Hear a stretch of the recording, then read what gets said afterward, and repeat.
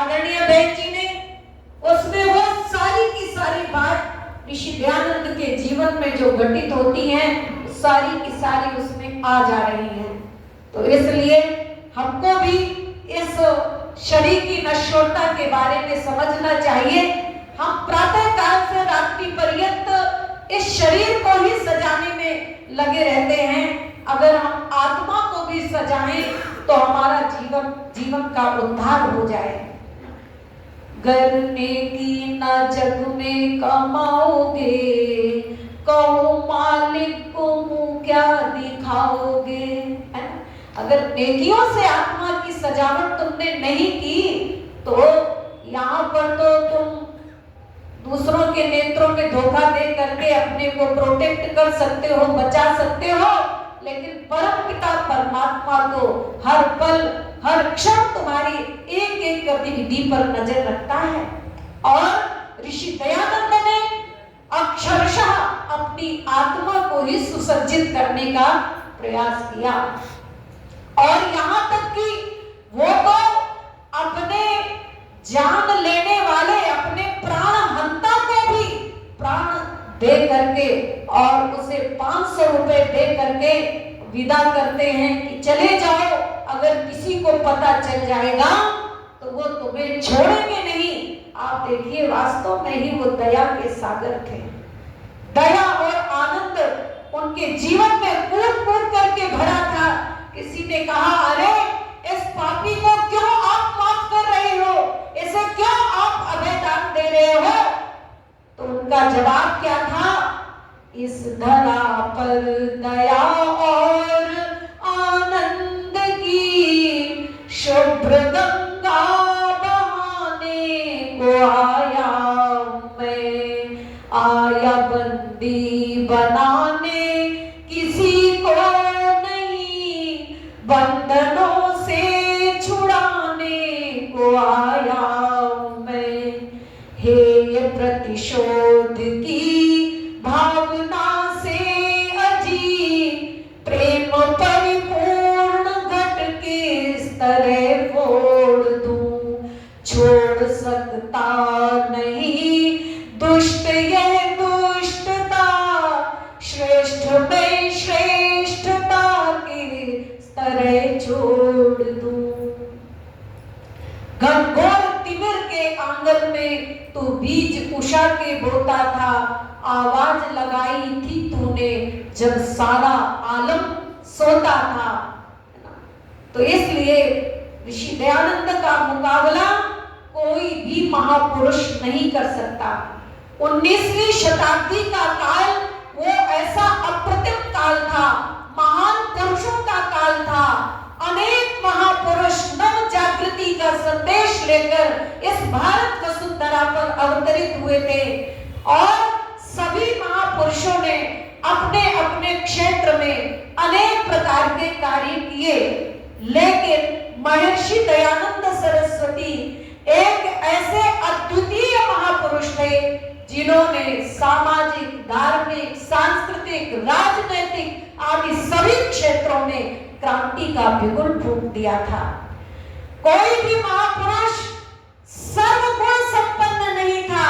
कोई योगी था तो ऋषि नहीं, कोई मुनि था तो यति नहीं, कोई सन्यासी था तो वो उदार नहीं और उदार था तो समाधिस्थ नहीं।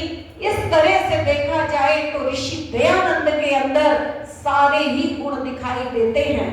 तभी तो श्रीमती एनी बेसेंट ने कहा था कि जब ये राष्ट्र का कंगूरा बनेगा और उसमें देश के समस्त महान पुरुषों की तस्वीरें लगाई जाएंगी तो उन सारे महान पुरुषों में जो सबसे ऊंची तस्वीर होगी वो किसी और की नहीं, केवल और केवल महर्षि दयानंद सरस्वती। कहते हैं एक बार एक तालाब में दो पुष्प बहे चले जा रहे थे और पुष्प आपस में बात नहीं किया करते, लेकिन एक पुष्प दूसरे पुष्प से उसका परिचय पूछता है, अलंकारिक भाषा है। तो एक पुष्प दूसरे पुष्प से कहता है भैया आपका परिचय क्या है? तो वो कहता है कि मैं मैं फूलों का राजा कमल हूँ। बोले वो क्यों? बोले इसलिए क्योंकि मैं कीचड़ में खिलता हूँ। तो कमल ने कहा कि भैया आपने मेरा परिचय तो पूछ लिया लेकिन अपना परिचय नहीं दिया। तो उस फूल ने कहा कि मैं फूलों का राजा गुलाब हूँ। तो बोले वो क्यों? बोले इसलिए क्योंकि मैं कांटों में खिलता हूँ। लेकिन महर्षि दयानंद सरस्वती राजाओं का राजा, महाराजा था, जो विष पी करके हम सभी लोगों को अमृत पिला गया। इसलिए ऋषि दयानंद सदृश भूतो न भविष्यति, भूतो न भविष्यति, उसके जैसा मिलना दुनिया में बड़ा ही मुश्किल काम है। इसलिए क्या क्या लोगों ने उस ऋषि पर लांछन लगाए, लेकिन वो इन सारी बातों की परवाह न करते हुए निरंतर आगे ही बढ़ता चला गया, है ना। क्या कोई ईंट बरसाए, कोई क्या काटे कोई बिछाए, है ना। पग में पग पग वो न रुका योगी, और पग पग बढ़ता गया। अगर दुनिया वालों की वो परवाह करता तो दुनिया वाले जीने किसे देते हैं? जो अच्छा काम करता है उसकी आप देख लेना, दुनिया में टांग खींचने वाले हजार खड़े हो जाते हैं। और कुछ नहीं मिला तो जब ऋषि दुनिया से गए तो एक मुंह लटकाए खड़ा था। किसी ने कहा सबसे ज्यादा ऋषि दयानंद को इस दुनिया से जाने का दुख तुम्ही को है। तो कह रहा नहीं नहीं दुख नहीं है, बस दुख इस बात का है कि वो निर्दोष चला गया, वो निर्दोष चला गया, बस दुख इस बात का। इसलिए मैंने एक कविता लिखी थी ऋषि दयानंद पर, वो सुना करके वाणी को विराम दूं। लोचन में सत्य न्याय और जिन तेज भाल, लोचन में सत्य न्याय और जिन तेज भाल, हाथ वेद धर्म और चित्त वेद धर्म था, हाथ वेद धर्म और चित्त वेद धर्म था। नासिका में थी स्वतंत्र वायु की सुगंध प्रिय, त्रिषित श्रोत्र में नीर एक वेद मंत्र था। रोम रोम में था व्याप्त जिसके परोपकार, पायन को सूझता सदैव सतपंथ था। और सत्यार्थ प्रकाश ज्ञान जिसके था वाक मध्य, उसी पूज्य आत्मा का नाम दयानंद था, उसी पूज्य आत्मा का नाम दयानंद था, है ना। दयानंद कौन था?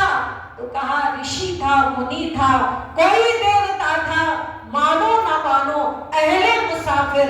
दयानंद दर्दे वतन की दवा था, दयानंद दर्दे वतन की दवा था। वो दर्दे वतन की दवा बन करके आया था। तेरी जय ऋषि दयानंद, तूने कर दिया कमाल। एक बात क्या कहे तेरी, हर बात बेमिसाल। एक बात क्या कहे तेरी, हर बात बेमिसाल। सानी नहीं है